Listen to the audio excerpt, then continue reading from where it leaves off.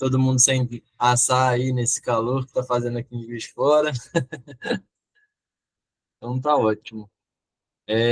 Bom, a gente. Tem que abrir o livro aqui. A gente vai dar continuidade, então, aí à sequência, né, do estudo do Livro dos Espíritos. O Heraldo, que estava conduzindo aí o estudo e estava trazendo pontos aí bastante instigantes, né? Porque toda vez que a gente toca no sono, no sonho, a gente está falando da nossa rotina, do nosso cotidiano, né?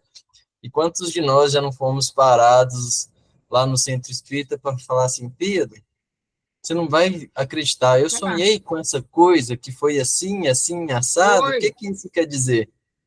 Não tem noção, né? E a gente já conversou aí a respeito disso. E então, agora no Livro dos Espíritos, o Kardec está trabalhando, eu acho que tem gente com o microfone ligado. Acho que é o da Geninha. Depois se você puder desligar, Geninha. Ou então, não sei se você quer perguntar. Aí, pronto. Então, quando a gente está lendo aí o Livro dos Espíritos, o Kardec está trabalhando agora, nesse momento, com é, justamente a emancipação da alma. Ou seja, o que que é a emancipação da alma? É quando o espírito ele se desdobra, ou seja, ele continua encarnado, continua ligado ao corpo físico, né, com o perispírito ali ligado, mas ele goza de uma certa liberdade, goza aí de faculdades espirituais, tem mais um contato maior com os guias espirituais, enfim. Então, a gente vai trabalhar essas duas questões, começando aí pela 411, quando Kardec diz o seguinte: estando desprendido da matéria e atuando como espírito, sabe o espírito encarnado qual será a época de sua morte? Então, a pergunta é justamente quando o espírito está emancipado, ou seja, quando ele está desprendido da matéria. Quando que ele está desprendido da matéria e atuando como espírito? No sono físico, por exemplo. Nós sabemos que quando nós dormirmos, o nosso corpo físico repousa, descansa, mas o nosso espírito, ele continua em atividade, seja ela qual for, ligada com o plano que nós estamos sintonizados. Então, se eu estiver sintonizado com coisas boas, procurando um trabalho que eu vou encontrar com o meu guia, tudo bem. Se eu estiver sintonizado com um ambiente de fofoca, maledicência e tudo mais, a gente vai para esses ambientes. Mas, já já eu te passo a pergunta, tá, Carol? Só para a gente concluir o raciocínio. Ele quer saber o seguinte: poxa, quando a gente está nesse desprendimento, quando a gente está nessa emancipação, o espírito ele pode saber a época da sua morte, ou seja, quando o espírito vai desencarnar? Aí os espíritos vão esclarecer o Kardec nesse sentido, dizendo que nós podemos sim pressentir essa morte. Pressentir é mais no sentido de ter a percepção que se aproxima, né, ou que algo vai acontecer, ou que esteja na iminência ali de acontecer. E aí eles continuam e completam dizendo que também sucede ter plena consciência dessa época, o que dá lugar a que, em estado de vigília, tenha a intuição do fato. Por isso é que algumas pessoas preveem com grande exatidão a data em que virão a morrer. Então, algumas conseguem falar assim: olha, dia tal, a tal hora, eu vou morrer, eu vou desencarnar. E lida super bem com isso. Por quê? Porque aí nós entendemos também que entra uma outro lado da situação, que é a maturidade espiritual de cada um para suportar esse tipo de informação. Então, quantos de nós, na verdade, estaríamos preparados para hoje falar assim, Pedro, daqui a uma semana, quinta-feira que vem, a hora que for começar aí o estudo, você vai ter um infarto e vai desencarnar. O que que eu faria com essa informação? Qual a utilidade que essa informação traria na minha vida? O que eu mudaria dessa semana dessa quinta até na outra? Então, percebe que tem que ter uma utilidade muito grande e a pessoa tem que ter um preparo muito grande, porque em uma semana, às vezes, que eu terei aí com essa informação, eu posso colocar minha encarnação toda a perder. E se eu decidir falar assim, já que eu vou desencarnar mesmo semana que vem, eu vou fazer o seguinte: eu vou pegar todo mundo, a gente vai viajar, vou passar essa semana toda viajando, vou torrar esse dinheiro, vou realizar todos esses sonhos, às vezes coisas terra a terra. e joguei, às vezes, uma oportunidade, uma encarnação toda. Então, a gente precisa compreender que é necessária essa maturidade espiritual, mas que sim, quando nós estamos nesse sono profundo, nesse estado aí de vigília, nós podemos ter essa intuição do dia da desencarnação ou da época da desencarnação. Jesus mesmo mostrou para nós que ele já tinha previsão de tudo aquilo que aconteceria com ele na sua desencarnação, dos fatos que sucederiam, da época em que isso se daria, da maneira como tudo aconteceu. E isso não é só com ele. Nós encontramos e temos aí diversos relatos também de pessoas nesse sentido. Então, acontece que a grande evolução e a própria mediunidade, né, do futuro, essas revelações todas, e ela, a mediunidade, de maneira geral, se dará muito mais pela via da intuição, porque é pelo canal que nós estaremos mais sintonizados e mais ligados também, né? E aí, para poder contextualizar, existe um livro também que conta um pouquinho da vida do Chico, chama A Terra e o Semeador, que é do Emmanuel, né, pelo médium aí do Chico Xavier, e, na verdade, esse livro ele conta ali com 22 emissoras de televisões e vários canais assim que o Chico participou, e essas entrevistas, elas praticamente foram descritas ali nos livros, né? Foram transcritas, melhor dizendo. Se vocês estiverem escutando algum barulho aí que esteja incomodando, é o caminhão do lixo, daqui a pouco ele já passa e o barulho passa também. Então não estão escutando nada, maravilha. Então, numa dessas entrevistas, perguntaram assim para o Chico: Olha, Chico, o senhor admite que o Emmanuel irá, quando chegar o momento certo, informá-lo antecipadamente do dia e da hora de sua morte? E aí o Chico respondeu: Creio que ele reconhece a minha condição de criatura humana, frágil ainda. Se o nosso benfeitor espiritual observa-me em condições adequadas para receber a notícia sem alarme, ele o fará. Mas compreendo de certo as minhas deficiências.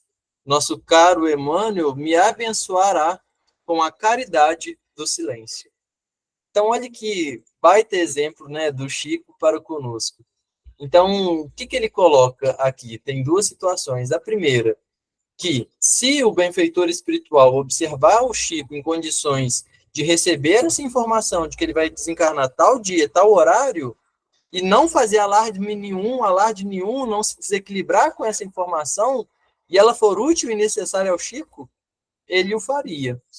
Agora, aí vem a humildade do Chico. Ele diz: olha, mas compreendendo todas as minhas deficiências e as minhas limitações, acredito que o Emmanuel fará a caridade do silêncio, ou seja, o silêncio também é uma caridade, né? A gente às vezes quer passar as informações para as outras pessoas ou quer acha que recebeu uma comunicação, ou recebeu de fato uma comunicação e quer transmitir para outra pessoa, mas a gente não sabe se a pessoa de fato está preparada para receber aquela mensagem, se de fato é o momento correto, se aquela informação é útil para a pessoa.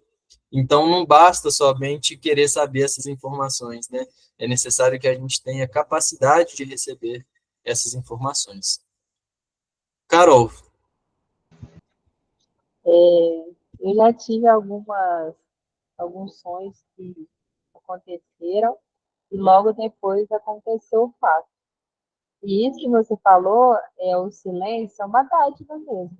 Porque se eu saísse contando os meus sonhos para as pessoas, depois elas iam falar assim: nossa, Fulano, você está mentindo, nossa, Fulano, isso e aquilo. Então, quando o meu primo, e alguns nem eu sei interpretar, porque às vezes eu acho que é comigo, é relacionamento, mas não é relacionamento, é relação a outra pessoa, de sonho premonitório. E eu sempre tenho sonhos premonitórios em relação a pessoas que estão chegando. Muito raro eu ter sonhos com as pessoas que estão indo embora. E aí eu fico assim, gente, tá chegando uma criança aí, vai chamar Dante, vai chamar Tananã. Aí eu tava muito tempo com esse nome, assim, eu vou ter um filho, vai chamar Dante, eu achando que esse é o meu filho. Aí se passou alguns meses, descobrimos que a minha prima estava grávida e ela colocou o nome do filho dela de Dante. Então, eu não sei, eu acho que pela espiritualidade sempre falam para ficar em silêncio, para não falar, porque pode assustar a pessoa também. Imagina, eu chego na, na Carol e na namorada do Pedro, falo assim, olha, você vai ficar grávida, o nome do seu filho vai ser tal, e se prepara aí. Então, acho que a pessoa iria ficar muito chocada, né? Então, por isso que os meus espíritos guias não falam quem vai ser, quando vai ser, eles dão a dádiva de silêncio, mas se nasce, nasce. Sem dúvida. Quando, sobretudo com os sonhos, com a mediunidade, com os recados, com as comunicações, a prudência sempre deve ser imperativa, porque a gente é sempre responsável pelo nosso silêncio, mas a gente não é responsável pela interpretação que a pessoa tem das nossas frases. Então, às vezes, pode vir uma comunicação, a gente fala A, a pessoa entender B. Eu falar um sonho A e a pessoa entender C. E aí, olha o problema, a sarna que a gente está arrumando para coçar. Até porque os nossos sonhos, eles passam através dos nossos sentidos espirituais. Nós, enquanto espíritos imortais, temos faculdades e capacidades sensoriais que, quando estamos encarnados, elas ficam completamente limitadas. Então, quando nós nos emancipamos do corpo físico e temos essas vivências espirituais, nós interpretamos e aprendemos de uma forma. Quando nós vamos retornar ao corpo físico, muitas vezes nós nos confundimos com aquelas informações e não conseguimos interpretar corretamente. Então, às vezes, a gente aparece umas imagens ou tem algumas lembranças que a gente olha do ponto de vista, assim, analisando o sonho acordado aqui na Terra, a gente fala assim, nossa, mas que sonho desconexo, sem sentido. Por quê? Porque nesse processo de retorno ao corpo físico, a gente não conseguiu assimilar aquela informação, aquilo se perdeu, a matéria perturbou aquela informação. Então, por isso que é muito importante ter prudência em relação a isso.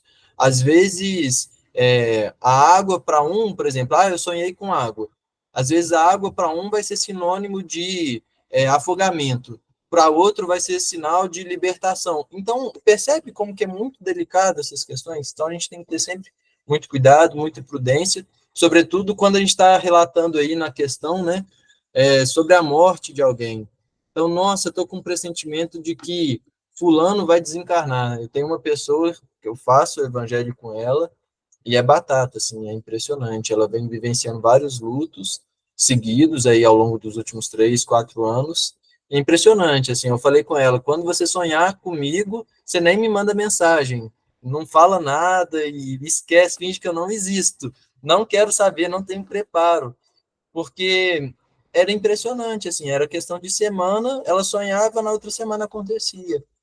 E a gente foi conversando e chegamos nesse sentido de que, poxa, para que você o que você pode fazer para auxiliar? Por que essa informação chegou até você? Será que, assim, vale a pena ter a última conversa ali e ajudar, às vezes, no esclarecimento, na renovação da fé? Será que vale a pena tentar algum tipo de reconciliação, ou entre você e a pessoa, ou entre a pessoa e alguém que você sabe que seria importante?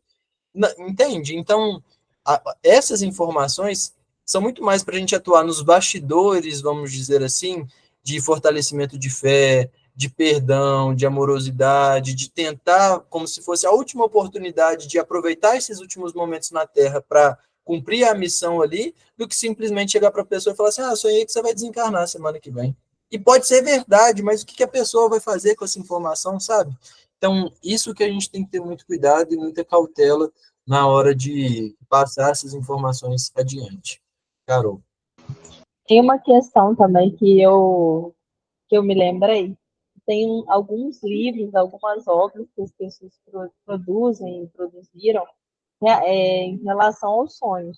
E a gente tem que tomar muito cuidado, porque eu já vi em livros falando assim, a água quer dizer que é isso, arrancou o dente quer dizer que vai morrer. Então a gente tem que tomar cuidado com o que a gente lê também, porque e sempre nos livros da doutrina, né? Porque tem muita gente querendo sair com uma informação e não é verdade. E aí você ainda fala assim, lê esse livro aqui, que aí você vai saber qual é o resultado do seu sonho, o que significa. E aí não é nada a ver. Isso aí, a gente tem que ter muito cuidado, né? Quando o Kardec coloca lá no livro dos médiuns as mensagens apócrifas, é justamente para nos alertar que mesmo dentro do espiritismo, palestrantes, obras e tudo mais podem trazer verdades, vamos dizer assim, ou revelações ou interpretações, mas que são equivocadas. Então, Kardec coloca lá, não é à toa, é para a gente tomar cuidado e saber discernir e ter o bom senso, né, que era a qualidade, uma das qualidades maiores que ele possuía. Então, para a gente encerrar esse assunto aí, só para contar mais um caso, certa vez, uma pessoa era doida para saber quando ela ia desencarnar.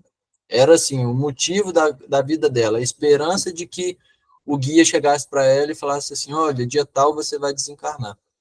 Acontece que o momento fatídico chegou e a pessoa não sabia da data. E aí, quando ela vai para o mundo espiritual e passam-se os tempos e tudo mais, a pessoa vai conversar com o guia e falar assim: olha, eu te pedi a encarnação toda que me avisasse quando eu fosse desencarnar e você me ignorou, você não me falou que dia que eu iria desencarnar. Aí o guia espiritual virou para ela e falou assim: olha só, você ao longo dos anos percebeu que alguns familiares foram desencarnando, começando pelos seus avós? Percebi. Você percebeu que os seus pais foram se tornando cada vez mais dependentes e foram precisando cada vez mais de cuidados em relação a você? Percebi. Você percebeu que aqueles seus amigos, alguns mais tarde, começaram a se aposentar, depois você também se aposentou? Percebi. Você percebeu que os seus cabelos foram ficando brancos e depois já foi perdendo a maioria dos seus cabelos? Percebi. Você percebeu que a sua pele foi ficando toda enrugada, que a sua flacidez foi aumentando, que foi perdendo massa muscular? Percebi. Pois é, esses anos todos, você foi percebendo que estava se aproximando cada vez mais do momento da desencarnação. Como é que você vem me falar que não sabia quando você iria desencarnar? Então, a grande lição é que os sinais estão aí. Cada dia na Terra, a gente acorda assim, né? Mais um dia. Poxa, é mais um dia na Terra, mas é um menos um dia na Terra. A gente já está mais próximo de desencarnar. E a gente tem que entender isso, porque até mesmo como a forma como nós lidamos com o nosso dia a dia. Porque quando a gente conversa com as pessoas, a gente muitas vezes escuta assim: nossa, eu tô doido pro dia acabar. Eu tô doido para essa semana acabar, eu tô doido para chegar ao final de semana. Eu tô doido pro verão acabar e a gente entrar no inverno. Então, nós, na maioria das situações, estamos loucos para o tempo passar, para a vida acabar, para a estação mudar, mas também não queremos de forma nenhuma desencarnar. Queremos continuar na Terra. Olha como que nós vivemos assim, numa desconexão, assim, numa complexidade que as coisas precisam ser mais fáceis. A gente não pode cair nessa histeria de, poxa, uma hora eu quero o futuro, outra hora eu fico preso no passado e esquecendo de viver o presente. Então vamos aproveitar os sinais. Deus fala conosco através das circunstâncias, das pessoas, dos locais. Os sinais estão aí. Então, mais do que nunca, tenhamos a capacidade de ter olhos de ver e ouvidos de ouvir, como o Evangelho nos orienta, né? Bom, vamos para a questão 412. Pode a atividade do espírito durante o repouso ou o sono corporal fatigar o corpo? Ou seja, o nosso sono corporal é o momento em que a gente descansa o corpo. E aí nós sabemos que o espírito continua em atividade. O que Kardec pergunta é: o espírito continua em atividade, mas o corpo está parado, está descansando.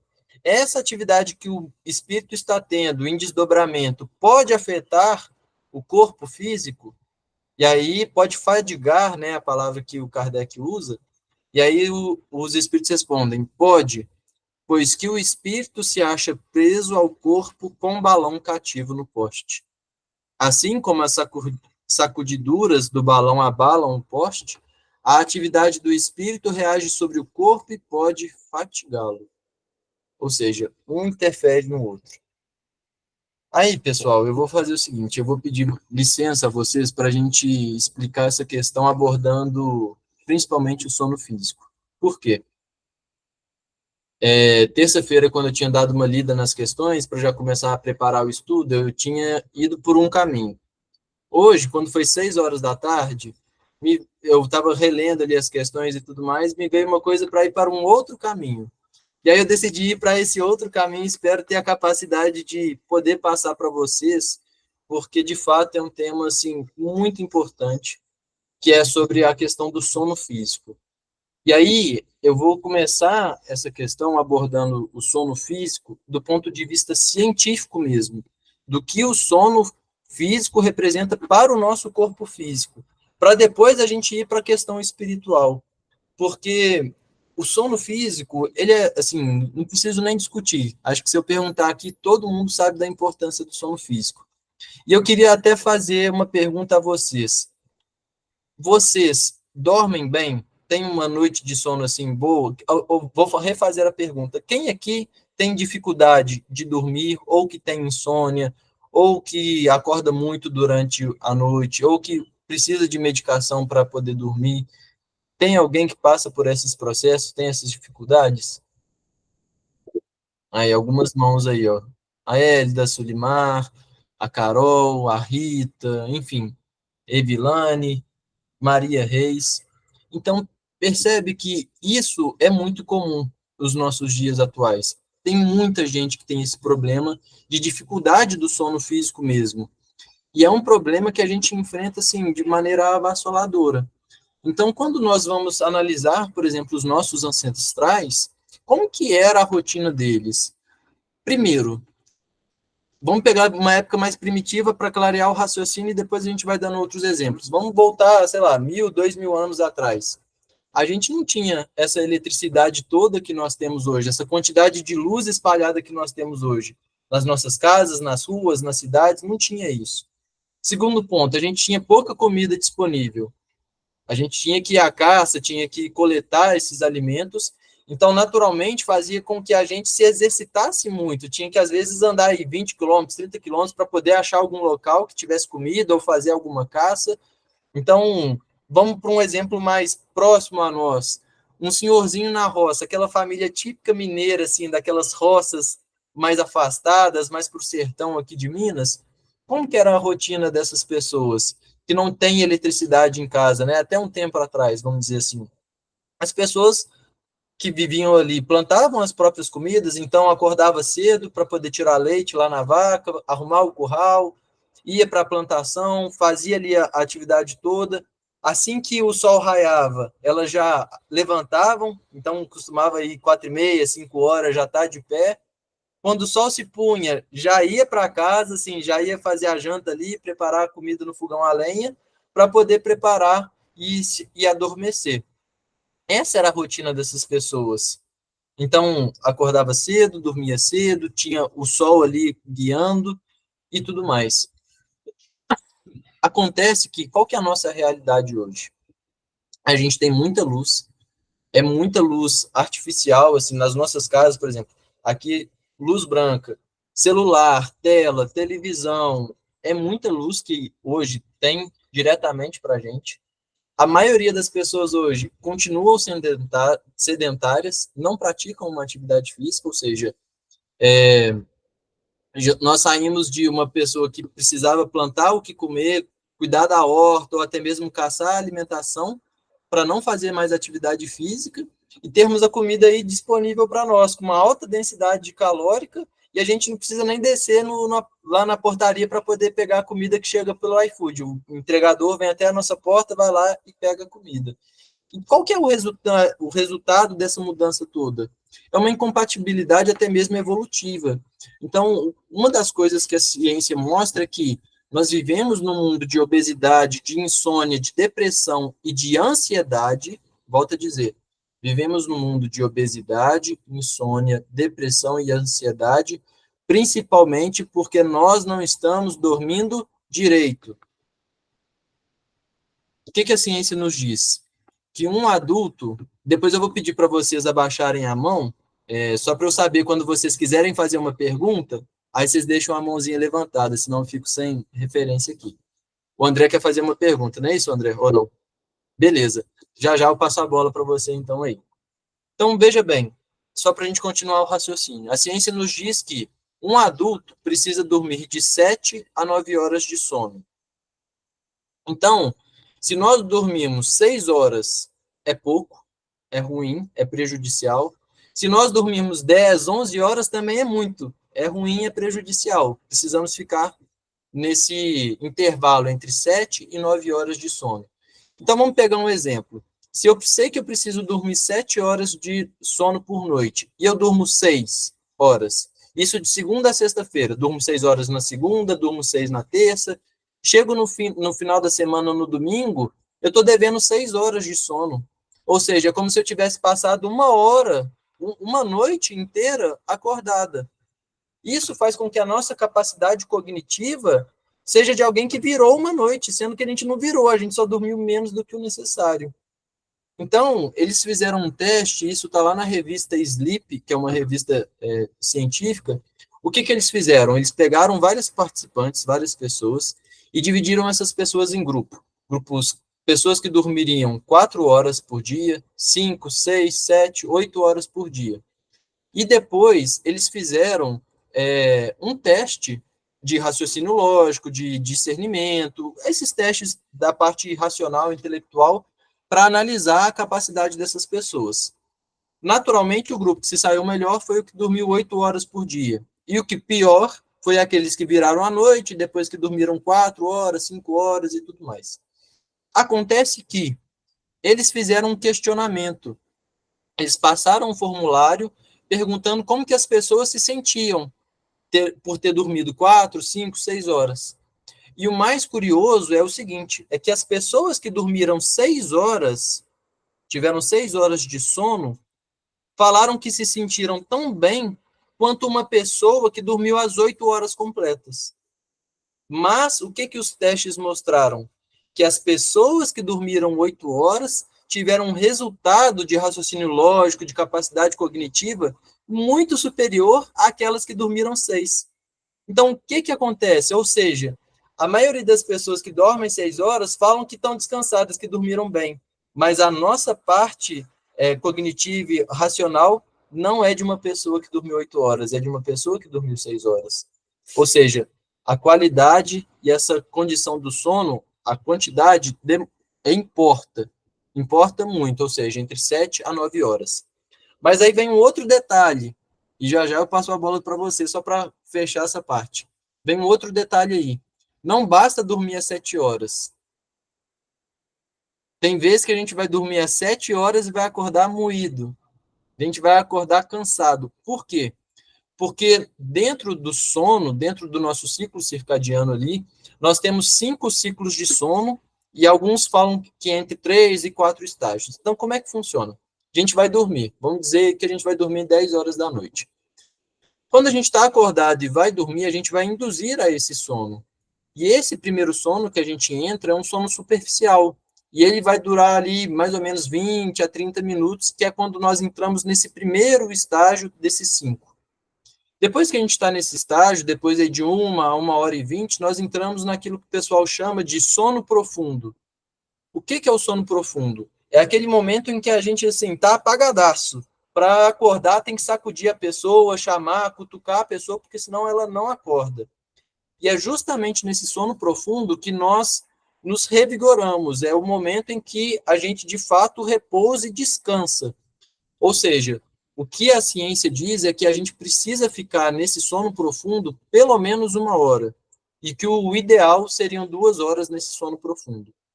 Ah, Pedro, como que eu faço para chegar nesse sono profundo? O que modula esse sono profundo? Algumas variáveis. Então, por exemplo, se você faz atividade física, se você dorme bem, se você se expõe à luz solar, você consegue melhorar esse seu sono profundo. Então, por exemplo, se eu estou fazendo uma alimentação, me exercitando, está tudo certinho, e consigo dormir aí pelo menos 2 horas de sono profundo, eu acordo novinho em folha, pronto para o dia seguinte. Mas se eu dormir 9 horas e não conseguir passar pelo sono profundo, eu não vou me sentir tão bem, eu não vou estar com a minha energia revigorada, eu vou estar cansado, eu não vou estar bem fisicamente, mentalmente, até mesmo espiritualmente.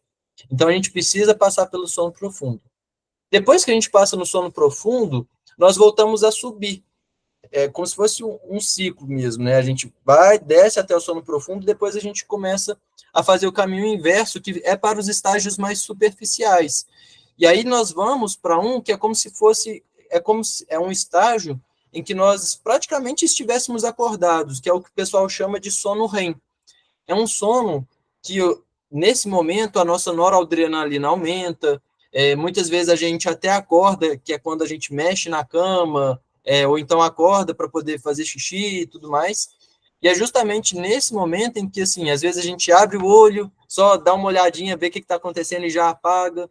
É também no sono REM que nós sonhamos, então é nesse momento que a gente tem os nossos sonhos, isso tudo de acordo com a ciência, e é por isso que depois do sono REM a gente acorda, porque aí fecha, vamos dizer assim, esse ciclo. Então, geralmente, quando a gente acorda, a gente estava acabando de sonhar e a gente já nem lembra mais direito do sono, porque é o momento que a gente estava nessa atividade. Só que esse ciclo de entrar no sono REM, ir para o sono profundo e voltar, a gente faz isso de 3 a 4 vezes, mais ou menos, é um ciclo que a gente precisa passar para poder ficar aí revitalizado. O que acontece muitas vezes é que a gente coloca o celular para poder despertar. E muitas vezes a gente acorda no momento errado. Sabe quando o despertador toca e a gente até escuta, demora a escutar o despertador e você fala assim, nossa, não é possível, parece que passa um caminhão acima de mim, eu não tenho como levantar agora.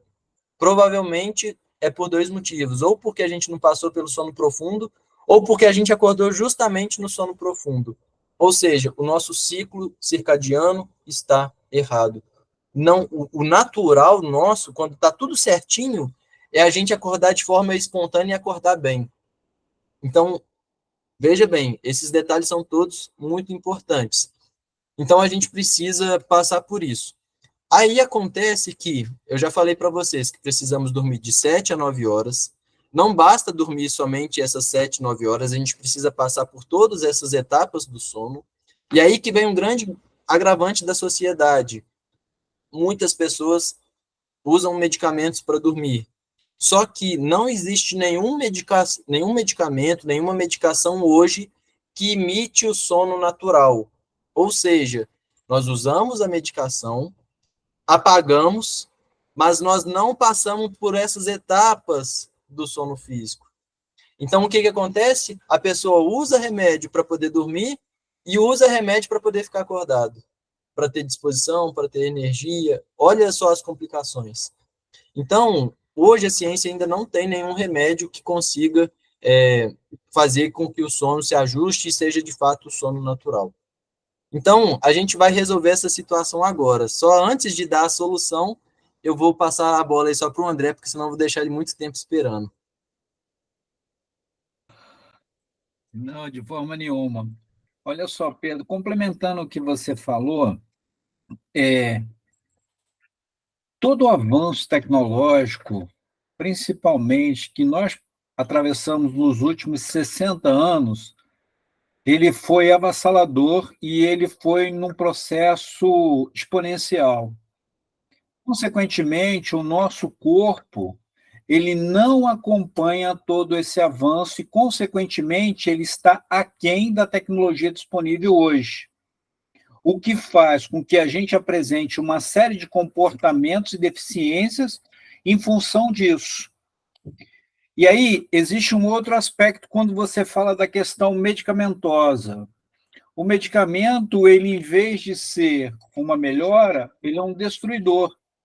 Então, só para a gente poder entender como é que é esse processo, a gente conhece casos de pessoas que são alcoólatras, então elas aparecem com uma tremura muito grande.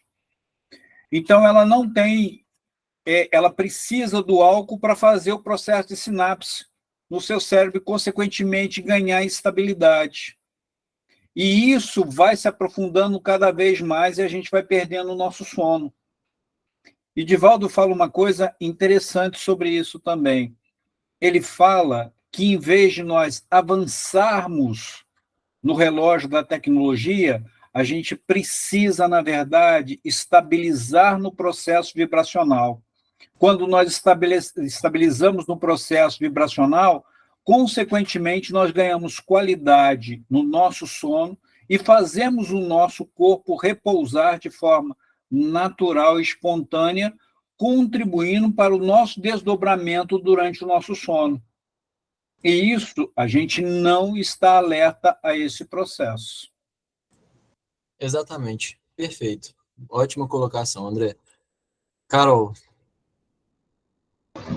Agora, o melhor tratamento para dormir. Na Vamos lá, vou verdade, passar aqui agora, então.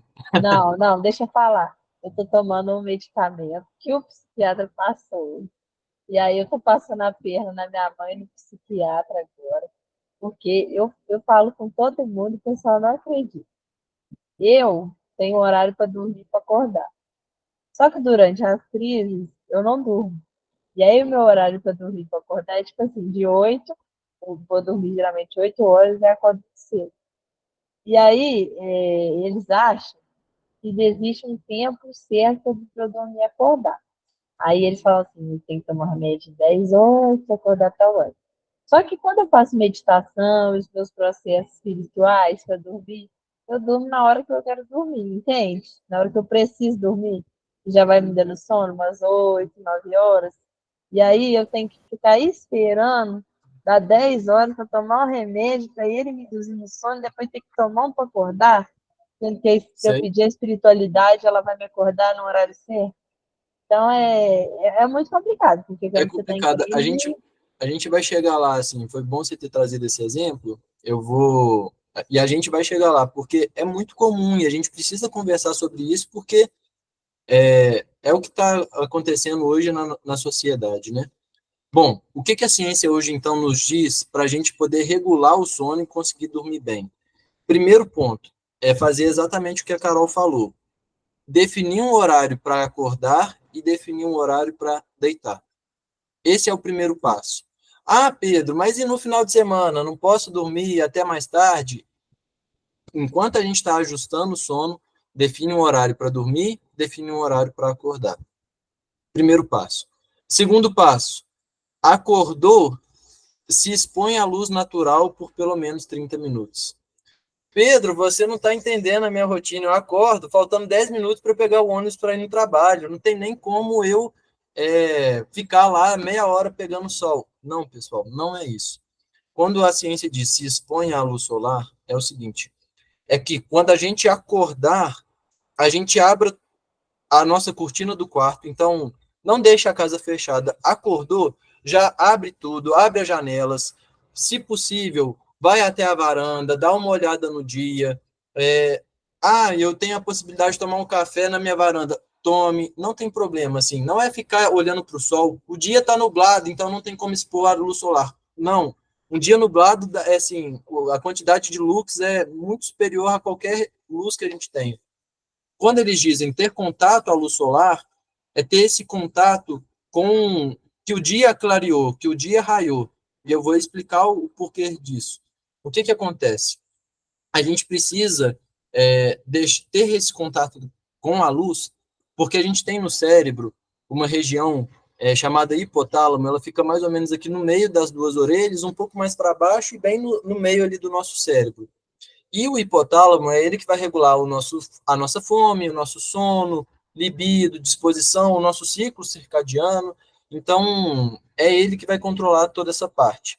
Só que ele não sabe se é dia ou se é noite, porque ele está lá dentro do nosso cérebro. Quem que vai fazer esse papel para identificar se é dia ou se é noite? São os nossos olhos. É através dos nossos olhos que a luz vai conseguir entrar e vai passar essa mensagem para o hipotálamo. Ou seja, os nossos olhos, eles são como se fossem as janelas do nosso cérebro. Ok. Dentro do nosso hipotálamo, nós temos ali o que eles chamam de núcleo supraquiasmático.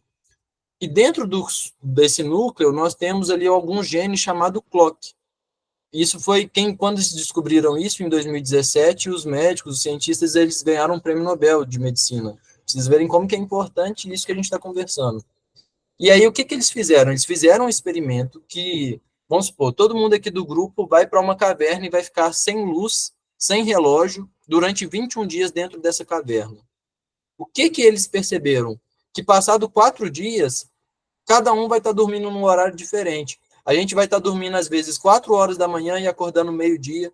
Depois a gente vai estar dormindo 7 horas da manhã e acordando 3 horas da tarde. Depois a gente vai estar dormindo meio-dia e acordando 3 horas. A gente perde o referencial, a gente dorme e acorda em qualquer horário.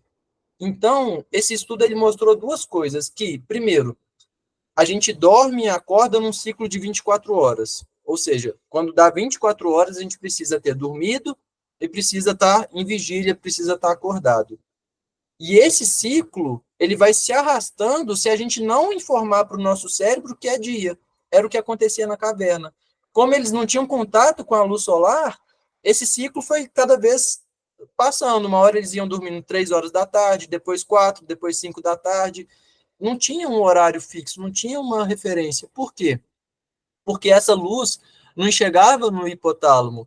E aí, por não chegar no hipotálamo, não chegava no núcleo supraquiasmático, não chegava lá nos gênios cloques, e eles não começavam a produzir uma proteína, a transformar essa proteína, que vai fazer com que vai enchendo as células dessa proteína, até um ponto que elas ficam saturadas e para de produzir essa proteína, e aí, naturalmente, a gente começa a entrar no sono.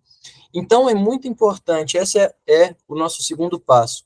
Assim que acordar, abre a casa toda, se possível, vai na varanda, tenha contato com essa luz solar para o seu cérebro entender o seguinte, poxa, já é de dia, eu tenho que começar a produzir essa proteína.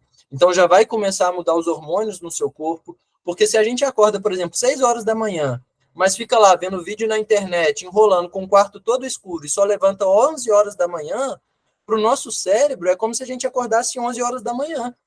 Por quê? Porque ele ainda não viu a luz do dia. Ele ainda não ativou essa produção dos hormônios e da proteína. Então, por isso que acordou, se exponha à luz solar. Terceiro ponto. Vou correr aqui um pouquinho para a gente dar tempo de conjugar a parte espiritual. Cafeína, depois, não é o nosso famoso cafezinho aí, ou outros produtos energéticos, essas coisas que o povo costuma usar aí também. Cafeína, depois das 15 horas, nem pensar. Não é recomendado. Pedro, você não está entendendo. Eu tomo café da tarde, 6 horas da noite. Eu tomo lá meu cafezinho e eu durmo, que é uma beleza. Você pode dormir às 7 horas, 8 horas, tomando seu cafezinho 6 horas da tarde. Mas essa cafeína não vai deixar com que você passe no sono profundo. E se você não passar no sono profundo, você não vai restaurar. Então, cafeína, cafezinho depois de 2, 3 horas da tarde, nem pensar. Outra recomendação, a quarta. De noite, a gente tem que diminuir o máximo da luz possível.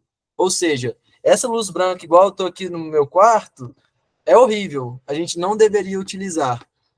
O que seria o ideal nas nossas casas? Aquelas luzes mais amarelas, aquelas luzes que fazem referência justamente à fogueira. Aquelas luzes laranjadas, avermelhadas, amarelas e tudo mais.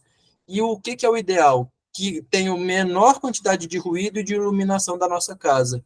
Então, se à noite eu puder deixar um abajur ligado ao invés daquela luz de teto, é melhor. Se eu puder ter essas luzes indiretas, é melhor. Se eu puder utilizar das luzes amarelas, é melhor. Celular e computador, tela, é um problema? Sim, é um problema. Como que a gente pode amenizar esse problema? Primeiro, não usando até tarde, pelo menos 1 hora antes da gente dormir, parar de usar as telas. E segundo, usando aquele modo de luz noturna, que é aquele filtro amarelo que fica nas telas, seja do nosso computador, seja do nosso celular. Isso ajuda muito. Sexta sugestão da ciência, a cama é um lugar para dormir. Não existe ficar lendo na cama, não existe ficar conversando na cama, não existe trabalhar na cama, não existe ver televisão na cama. O seu cérebro precisa entender que a cama é um lugar para dormir, senão a gente deita e não dorme, fica lá parado.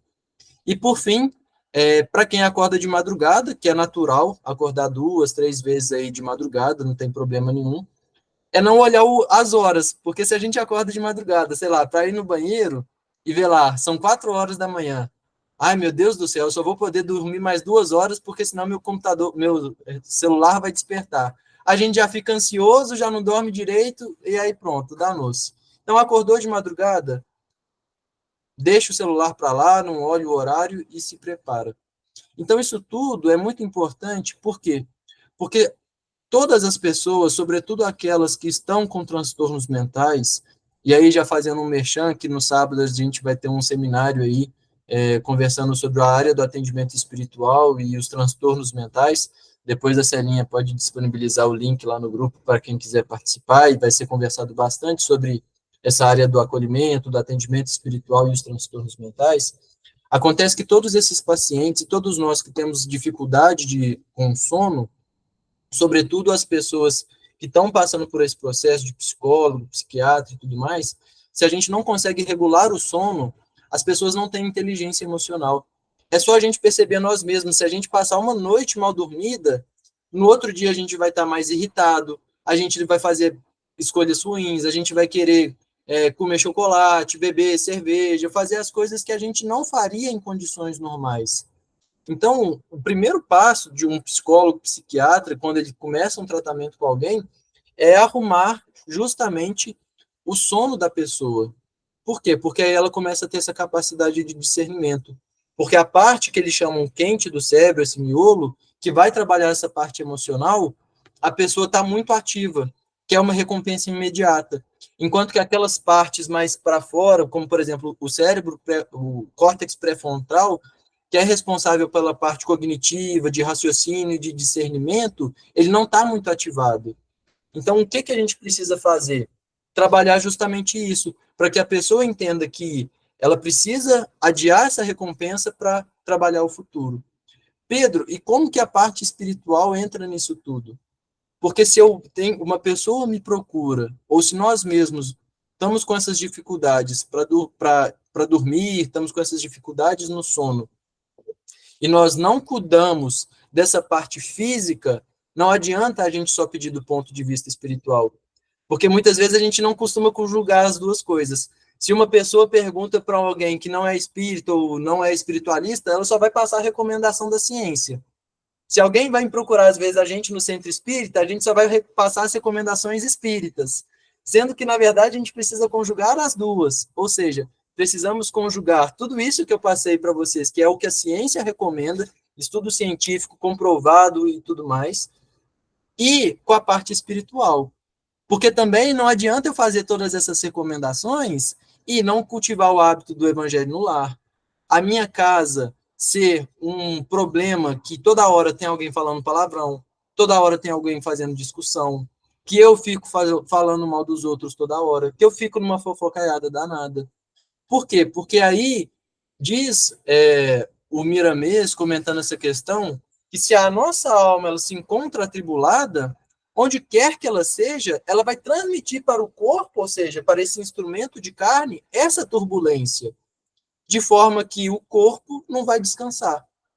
Então eu posso fazer todas essas recomendações, mas se o meu pensamento está doentio, se a minha alma está turbulenta, essas impressões do meu espírito vai ser transmitida para o meu corpo físico, pelo meu perispírito, e naturalmente vai afetar o meu corpo, e eu vou ter uma noite de sono ruim. Continua ele dizendo que nós devemos nos preparar para o sono físico. Essas recomendações que eu passei para você é o que o pessoal chama de higiene do sono, é um comportamento, a gente se prepara cientificamente, fisicamente para dormir, tendo todos esses cuidados que eu passei para vocês. E nós, enquanto espíritos imortais, também devemos nos preparar para dormir. E como que nós preparamos o nosso espírito para poder dormir? Primeiro, orações, leituras sadias, que vão nos levar a respirar essas energias superiores, que vão fazer com que nós nos conectamos com os nossos guias. Porque todos os pensamentos inferiores, eles castigam o nosso corpo. Eles são forças negativas que são capazes de destruir a nossa paz, o nosso sossego interior, o nosso sossego da nossa alma. Então, essas emoções que o espírito tem no decorrer do sono, na erraticidade, elas são sim passadas ao corpo, que vai, afigura-se como se fosse um fio terra, vamos dizer assim, né? O espírito está lá emancipado, ligado ao corpo, ali pelo laço fluídico, e essas sensações estão sendo transmitidas ao corpo. Ou seja, o nosso corpo recebe essas cargas magnéticas inferiores e vai sofrer as consequências. Então, imagina se eu estou com um pensamento doentio de bebidas, de drogas, de cigarro, de sexo, essas coisas. Imagina quando eu emancipar, onde que eu vou sintonizar? Eu vou procurar locais que estejam nessa faixa vibratória. Quando eu chego lá no mundo espiritual, nessas faixas vibratórias, eu vou perceber essas sensações, eu vou perceber esses fluidos, e isso vai reverberar no meu corpo físico. E aí, naturalmente, eu vou sentir isso. Então, pessoal, por isso que quando Jesus diz, onde está o nosso tesouro, aí se encontra o nosso coração, a gente pode se aplicar nesse instante também. Então, o que nós temos cultivado? Onde está a minha sintonia? Porque nós atraímos aquilo que nós somos, atraímos aquilo que nós vibramos. Quando encontramos alguém ou algo de mal por fora, é irradiação de dentro da pessoa que busca o seu igual na nossa manutenção dos próprios desejos. Mas se nós vibramos o amor, se nós vibramos essa luz e tudo mais, a gente sintoniza com isso. Então, é recomendável que o homem ele se prepare durante o dia com pensamentos elevados, com conversações dignas, com atitudes nobres, porque com o tempo essas coisas vão se ajustar. Então, é muito importante que a gente tenha esse discernimento, essa capacidade de conjugar todas as orientações que eu passei para vocês. Se quiserem, depois eu posso mandar lá no WhatsApp, no grupo, essas recomendações. E eu garanto a vocês que se vocês testarem de pelo menos assim, definir um horário para acordar e para dormir, e assim que acordar, se expor à luz do sol, com 2 semanas, assim, o sono de vocês já vai estar completamente diferente, vai estar muito melhor. Aí conjugue isso com uma música relaxante para dormir, uma visualização terapêutica do Divaldo, a prática do Evangelho no lar, uma oração antes de dormir, aí é sucesso, as coisas vão chegar no lugar. Vou passar a palavra aí só rapidinho para a Carol e para o André, que a gente tem 4 minutos para eu devolver a reunião para a Celinha aí. Então, vou falar bem rapidinho para um assunto muito interessante, que eu acho que vai ajudar todos. Existe um tratamento que é corpo, mente e espírito, que existe no SUS.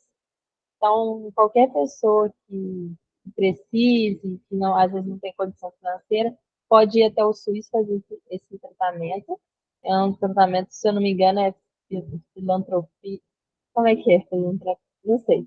Aí ele só vai te passar remédios naturais, melatonina, própolis, vamos dizer assim, e só passa coisas naturais para você tomar a longo prazo. Não é uma coisa que, tipo assim, você vai tomar e vai acontecer. E se você fizer tudo que o Pedro está falando, essa higiene do sono, que é recomendada por todos os médicos que eu passei, você vai ver que você não vai mais ter insônia, porque a maioria das insônias são causadas pelas telas e por outras coisas que vão se acumulando. É isso. Show.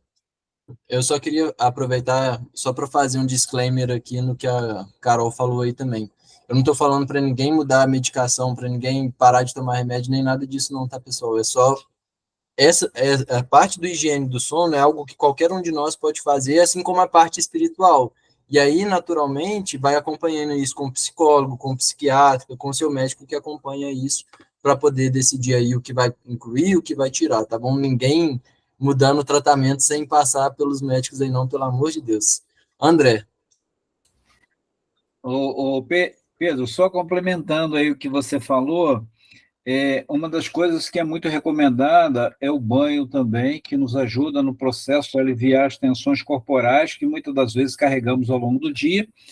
E a gente não pode esquecer que uma preparação para dormir é de fundamental importância, porque é um período que o nosso perispírito vai estar vulnerável, muitas das vezes, no plano espiritual, se a gente não passar por um processo de uma preparação, uma vibração adequada. Não podemos esquecer que, muitas das vezes, temos alguns algozes ou dívidas pretéritas que alguém está nos aguardando nesse processo de vibração. Então, é importante que a gente se prepare do ponto de vista do pensamento positivo, de uma boa leitura, de um equilíbrio antes de dormir.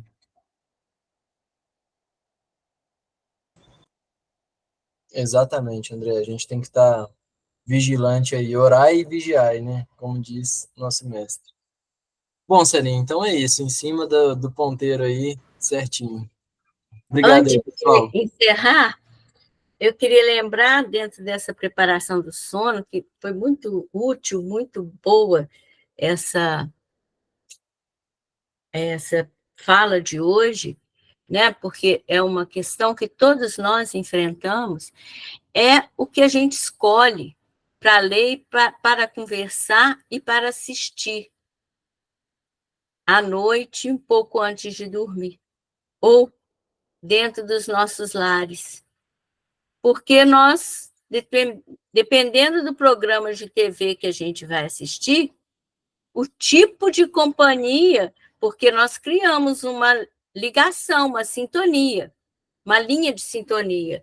Que tipo de espíritos vão vir atraídos por aquilo que nós estamos assistindo, por aquilo que nós escolhemos ouvir.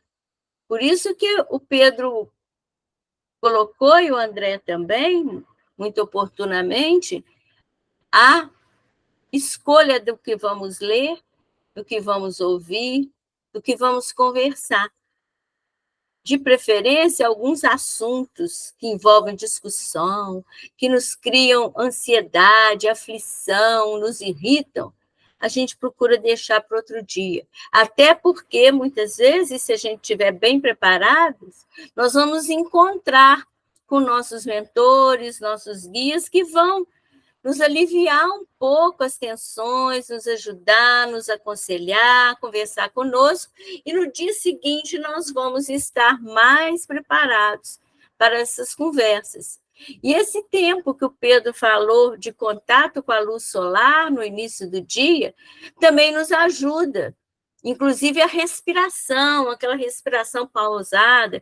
A gente vê naqueles filmes, né, aquelas pessoas que chegam na varanda, abrem os braços, faz assim, não é? Quando começa o dia, a gente esqueceu de fazer isso, alguns, né? E isso faz falta mesmo. Nesse momento também a gente se pacifica, se aplica um passe para iniciar o dia mais equilibrado. Vamos passar para a nossa segunda parte, não sei se o Pedro quer arrematar alguma coisa. Então, vamos agora ligar o nosso pensamento, elevar os nossos